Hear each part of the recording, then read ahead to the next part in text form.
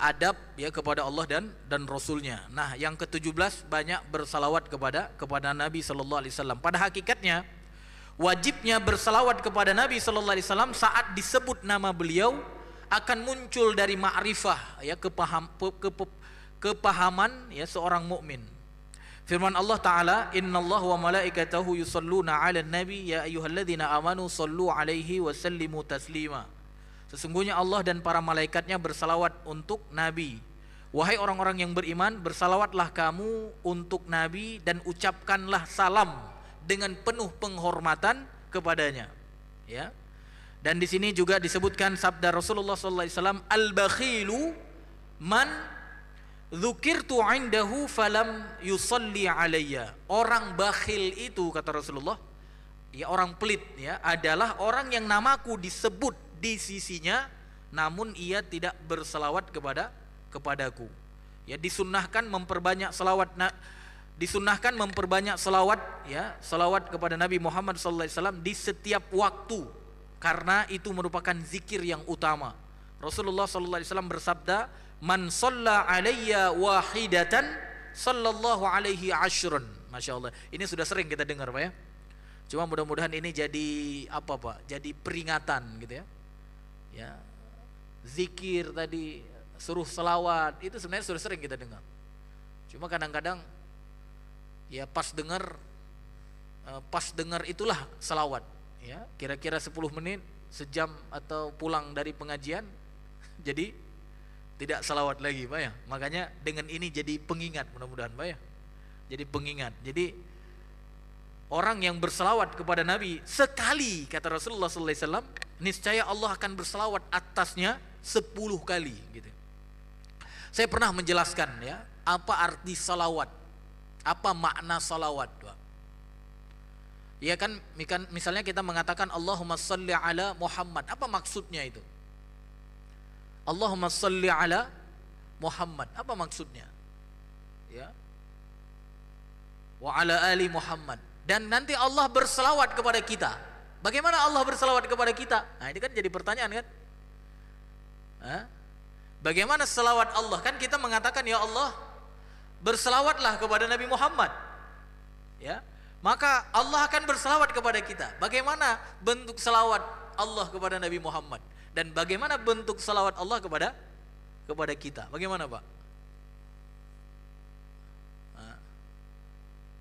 Bagaimana Allah bersalawat kepada kita? Pernah kan disampaikan itu kan?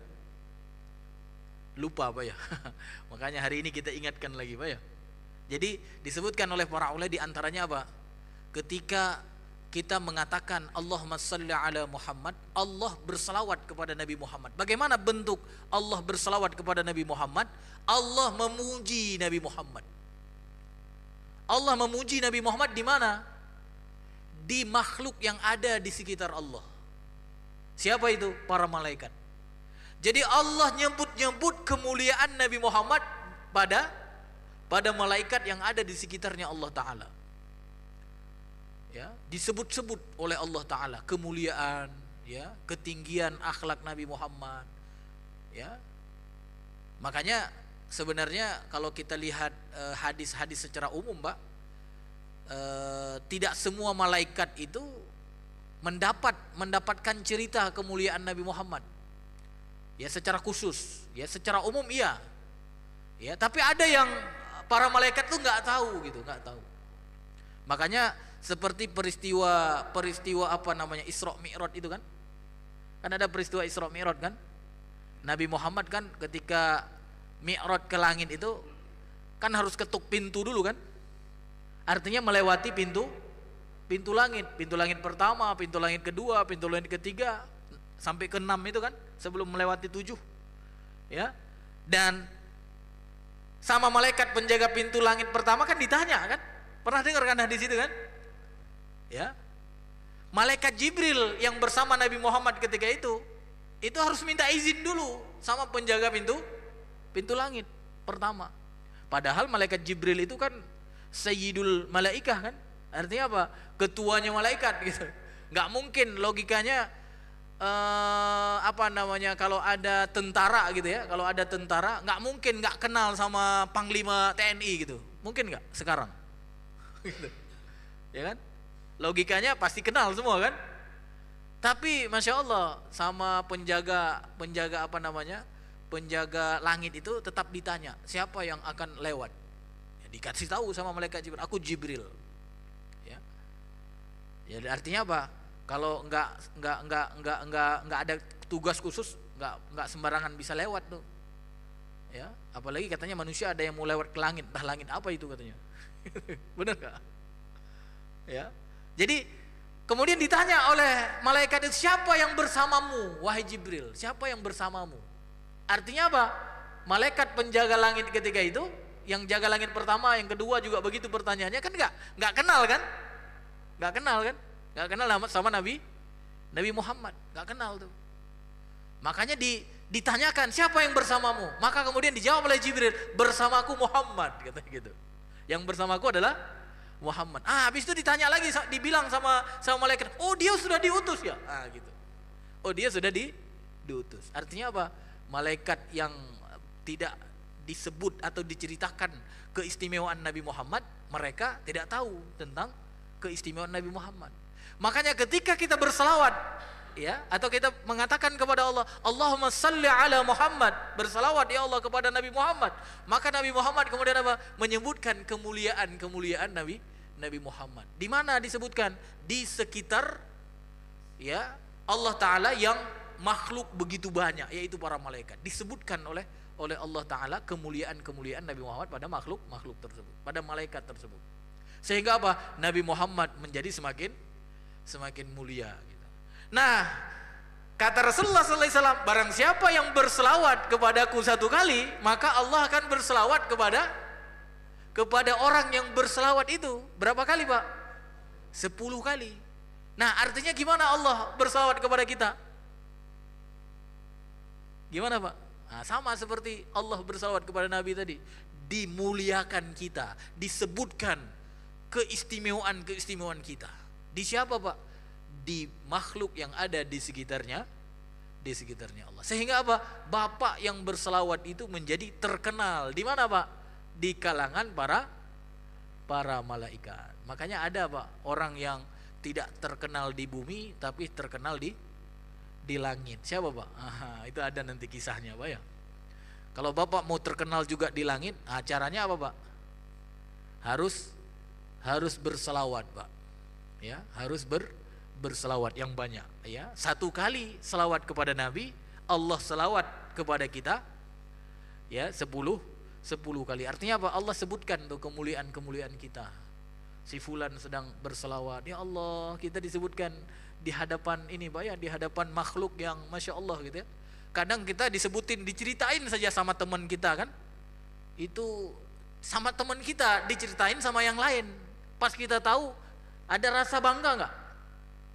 Ketika kita nih, atau bapak misalnya, siapalah gitu ya, tiba-tiba kebaikan bapak diceritakan oleh orang lain kepada orang lain lagi gitu, dan kemudian bapak jadi tahu, gimana Pak?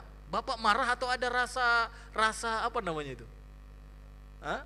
Yang diceritain kebaikan, senang apa enggak Pak? Apalagi kalau bapak calon pejabat gitu ya, pasti senang banget kan, gitu ya. Tapi kalau diceritain aib ya marah gitu kan.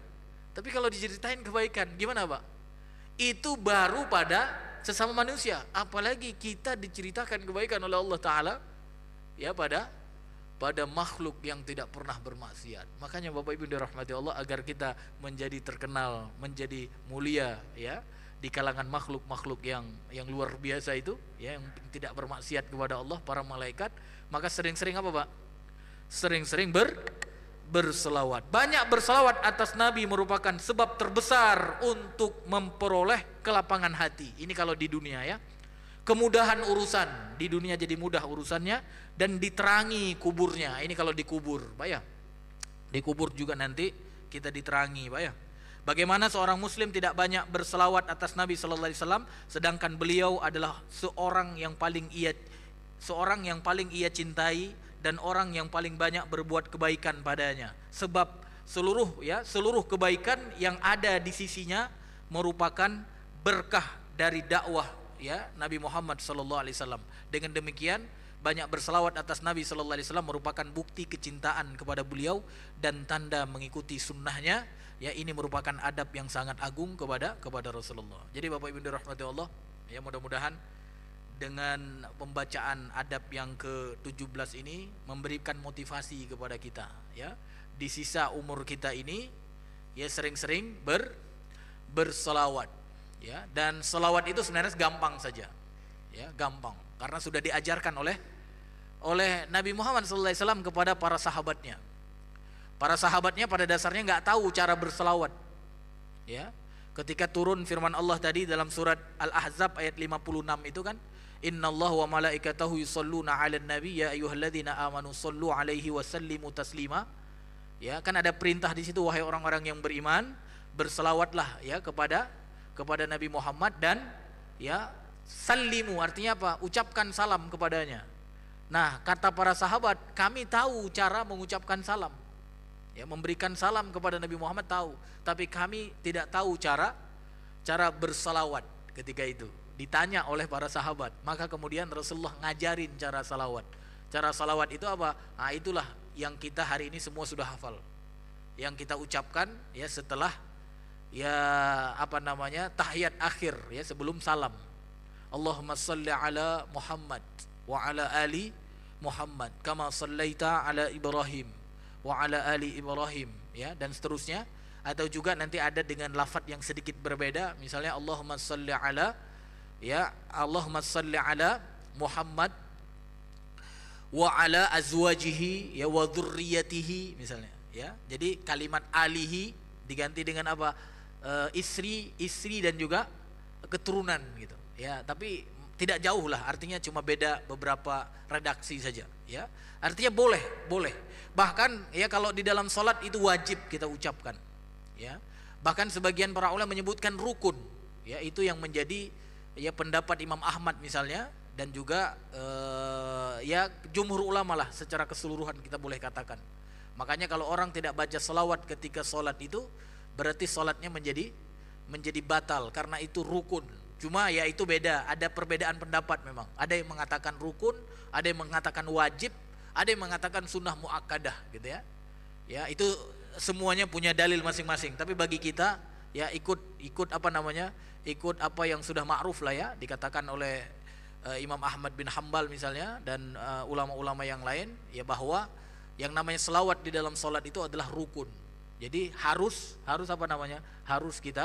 kita berselawat kepadanya. Walaupun ada yang mengatakan itu wajib, ada yang mengatakan itu adalah sunnah muakkadah di dalam sholat, ya.